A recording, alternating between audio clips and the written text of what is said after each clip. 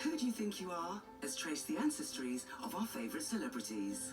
I feel quite invested in finding out what happened to her next. Taking us all on an emotional roller coaster as incredible family secrets come to light. Can't be. Now, after more than 170 episodes, the show is celebrating its 20th year, and I, for one, have been a massive fan since day one. This is where those journeys begin, and where some of the show's greatest stories are pieced together. The stories themselves are so incredible.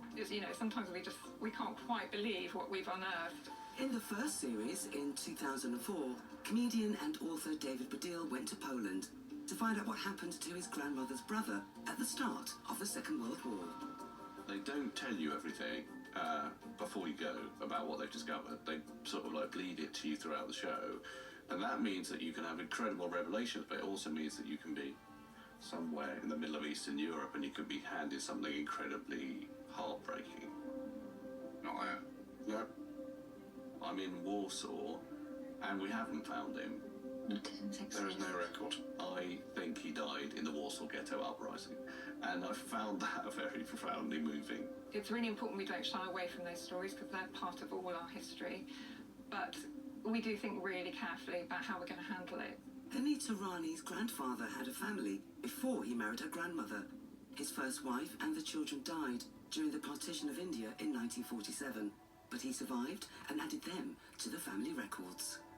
I wasn't expecting to see my Sant Singh's name in the book, and it's really important that I saw that name because it shows you what kind of man he was.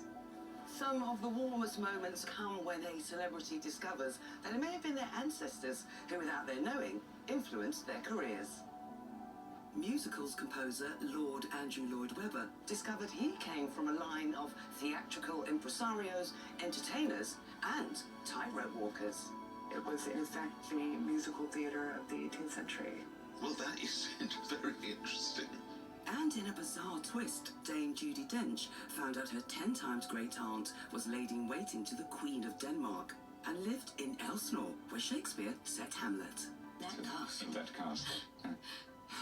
Hamlet was the first professional production she ever performed in. It's very, very, very difficult to take in with everything else.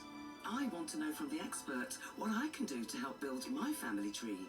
Records are coming online all the time, so you never know what might happen down the line. Join as many forums as possible to speak to other people that might be connected to your field of interest, and just, go for it. I think the public are genuinely picking up on how important it is now to talk to older members of your family and try to capture those stories while you can.